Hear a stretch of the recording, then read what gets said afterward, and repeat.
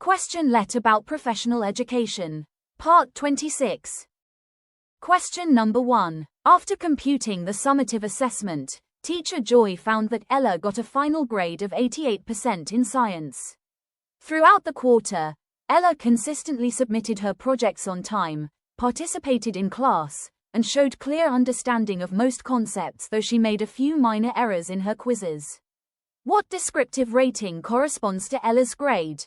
Letter A. Outstanding. Letter B. Very satisfactory. Letter C. Satisfactory. Letter D. Fairly satisfactory.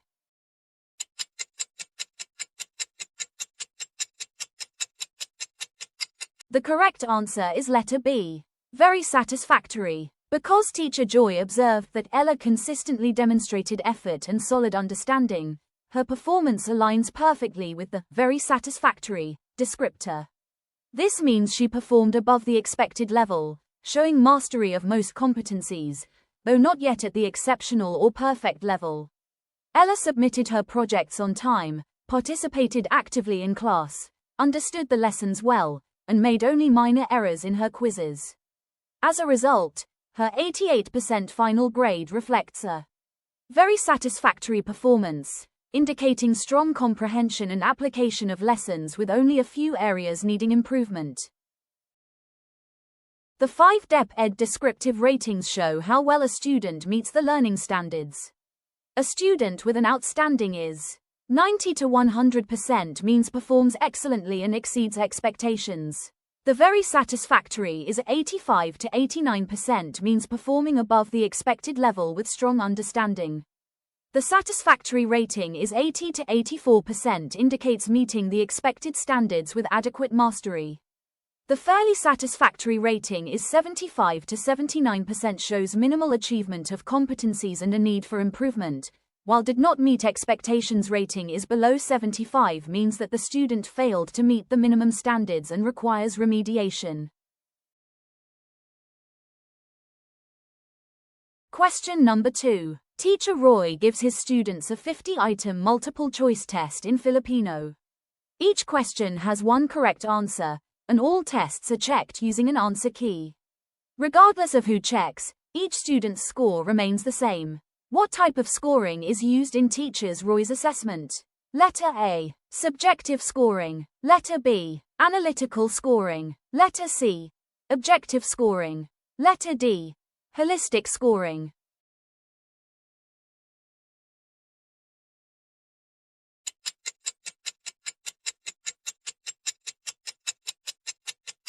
The correct answer is letter C. Objective test. Teacher Roy's assessment uses objective scoring because each multiple-choice item has only one correct answer, and all tests are checked using an answer key. This means that anyone who checks the papers will get the same result, ensuring fairness and consistency. The scoring does not rely on personal judgment but rather on factual correctness. Question number 3. Which of the following situations best describes subjective scoring? Letter A. Teacher Ely gives a 20-item multiple-choice test in English and checks it using an answer key. Letter B. Teacher Jovi checks her students' true or false quiz, where each question has a definite right or wrong answer. Letter C. Teacher Jane grades her students' essays based on content, organization, and creativity using a rubric. Letter D. Teacher Richard checks his students' spelling quiz, giving 1 point for every correctly spelled word.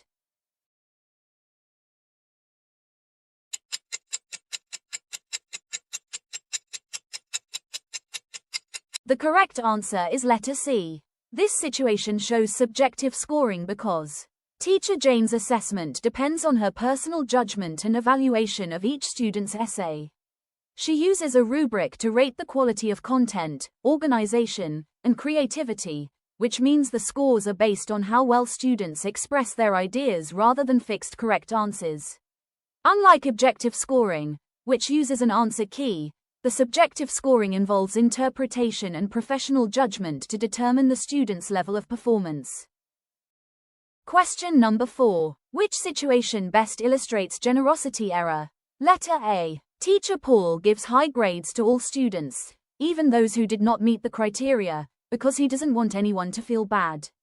Letter B. Teacher Annalyn gives high marks because Ara is polite. Letter C. Teacher Sam gives low marks because Leo misbehaves. Letter D. Teacher Diane gives low grades to all students for expecting perfection.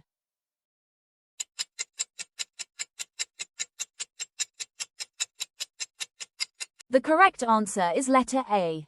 Teacher Paul gives high grades to all students, even those who did not meet the criteria, because he doesn't want anyone to feel bad. A generosity error or leniency is a type of teacher rating bias. It occurs when a teacher gives higher grades than students truly deserve, not based on actual performance, but because of personal feelings, emotions, or a desire to avoid conflict. In this scenario, Teacher Paul is giving higher grades than students earned due to leniency and a desire to avoid hurting their feelings. While his intentions may be kind, but this practice negatively affects fair assessment, as the grades no longer reflect the student's actual abilities. Question number 5. Which scenario best illustrates the halo effect? Letter A. Teacher Ben gives low marks to Rosalie's presentation because she was late, even though it was well prepared. Letter B. Teacher Troy gives all students high grades on a quiz to avoid discouraging them. Letter C. Teacher Roby gives low grades to all essays because he expects perfection. Letter D. Teacher Rose gives high marks to Louis' project because he is always friendly and helpful, even though the project has missing sections.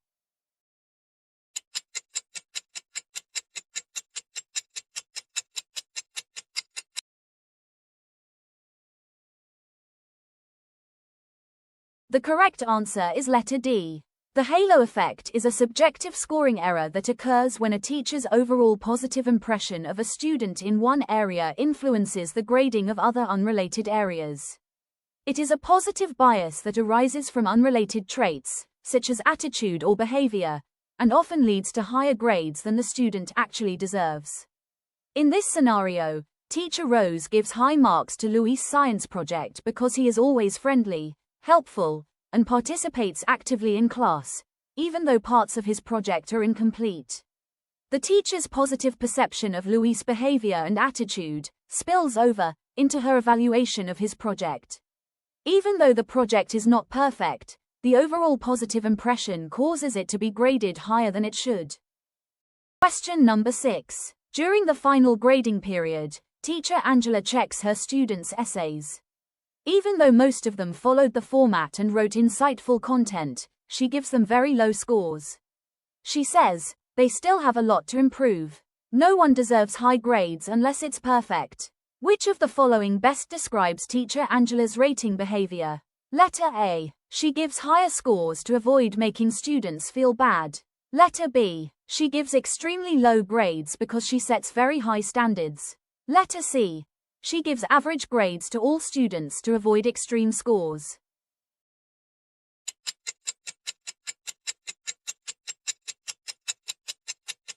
The correct answer is letter B. She gives extremely low grades because she sets very high standards. This illustrates a severity error, which happens when a teacher grades too harshly or uses unrealistically high standards, giving lower scores than students truly deserve even when they meet the learning objectives. Severity means being overly strict or harsh in judgment. In this case, Teacher Angela still gives low grades even though her students followed the format and wrote insightful content, believing that only perfection deserves high marks. Her excessive strictness affects the fairness and accuracy of grading, making it a clear example of rating bias in assessment. Question number 7. Dennis is often late and sometimes forgets to submit homework. When teacher Chris checks Dennis' science project, which is actually well researched and neatly done, he assumes it's copied and gives a failing grade without verifying. Which of the following best explains teacher Chris' grading bias? Letter A. He let Dennis' good behavior influence his grading positively. Letter B. He rated Dennis fairly based on the quality of the project. Letter C. He allowed his negative impression of Dennis to affect his judgment. Letter D. He gave the same score to everyone to avoid conflict.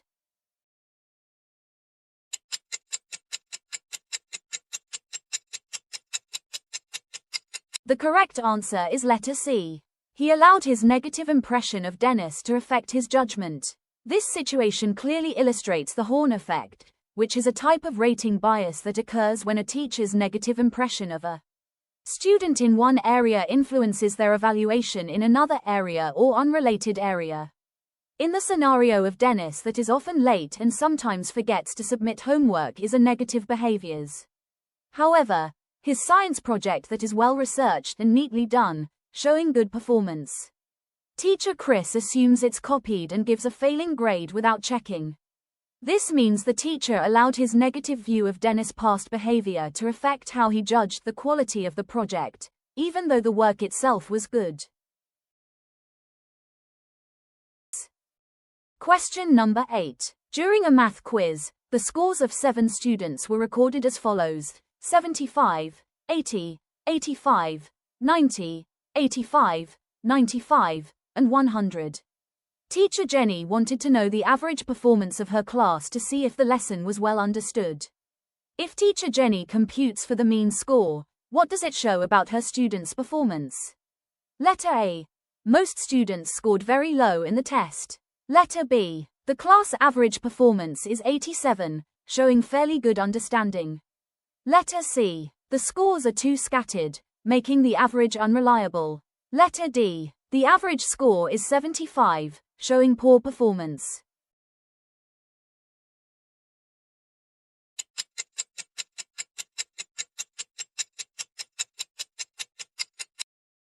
The correct answer is letter B. The class average performance is 87, showing fairly good understanding. To find the mean or the average score, all the students' scores 75, 80, 85, 90, 85, 95, and 100 are added together to get a total of 610. This total is then divided by the number of students, which is 7. The computation is 610 divided by 7 equals 87.14, and when rounded off, the result is 87. This means that the average score of the class is 87, indicating that the students performed fairly well and understood the lesson effectively. An average or mean score of 87 indicates that most students performed well and understood the lesson fairly well. It shows good comprehension and consistent performance, not too low or too high, suggesting that Teacher Jenny's instruction was effective for the majority of the class. Question number 9. During a math quiz, the scores of 7 students were recorded as follows: 75, 80, 85, 90, 85, 95, and 100. While checking the same quiz papers, Teacher Jenny noticed that some scores appeared more than once. She wanted to find which score was most common among her students, which is the mode. What can Teacher Jenny conclude about the students' performance based on the mode? Letter A. The lowest score, 75, is the most frequent. Letter B. The scores were all different, so there is no mode. Letter C. The highest score, 100, is also the mode. Letter D. Most students got a score of 85, which is the mode.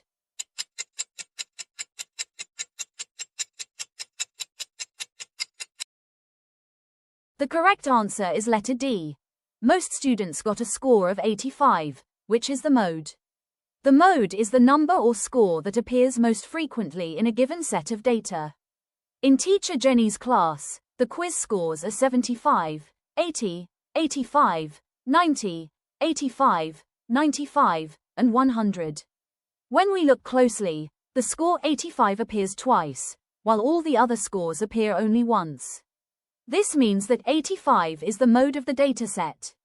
Since 85 is the most common score among the students, it shows that a majority of the class performed around this level. The mode helps Teacher Jenny see the score that most students achieved, giving her an idea of the typical performance of the class.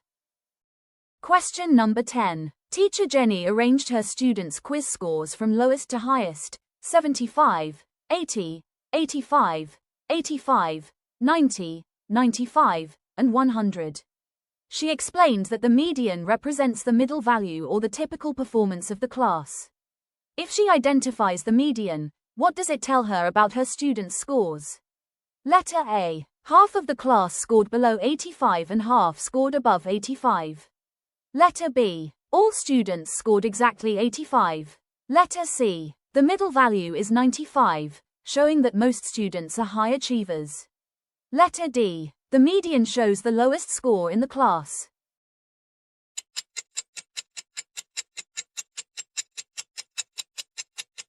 The correct answer is letter A. Half of the class scored below 85 and half scored above 85. The median is the middle value in a set of numbers that are arranged from lowest to highest.